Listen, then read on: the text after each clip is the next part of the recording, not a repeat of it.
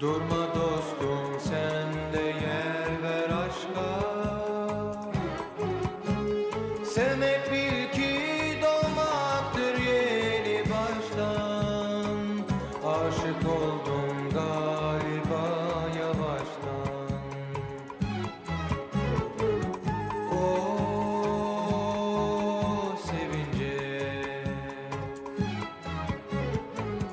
o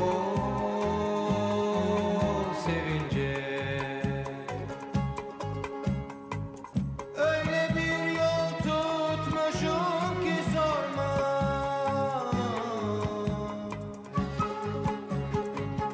İnandım ki sevince vardır dünya. Sevincedir günlerin bir başka. Durma dostum sen de yer ver aşka. Sevmek bil ki doğmaktır yeni baştan. Aşık oldum galiba yavaştan. O sevince, o sevince.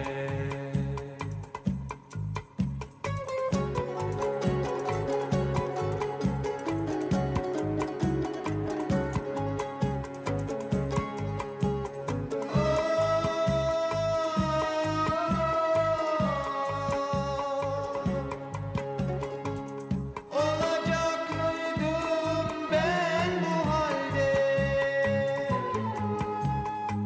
Sevince tüm insanlar bir başka.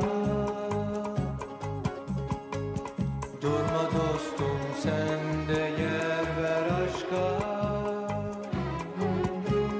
Sevmek bil ki doğmaktır yeni baştan. Eriyorum galiba yavaştan.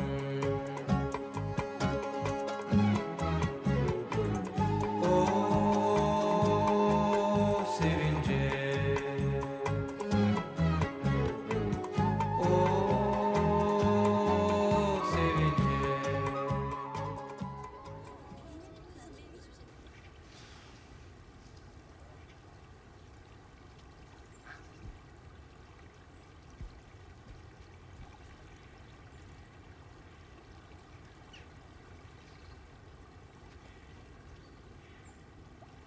Meraktan öleceğim. Ne oldu? Tamam, söyleyeceğim. Hazır mısın? Hazırım. Söyle hadi. Söz ağızdan bir kere çıkar demiştim ya. Evet.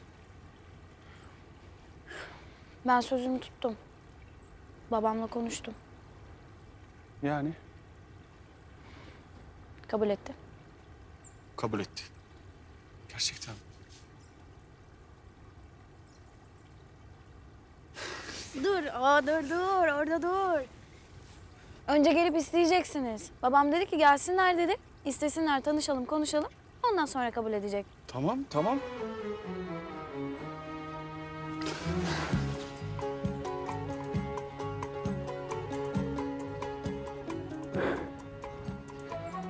Pardon, pardon.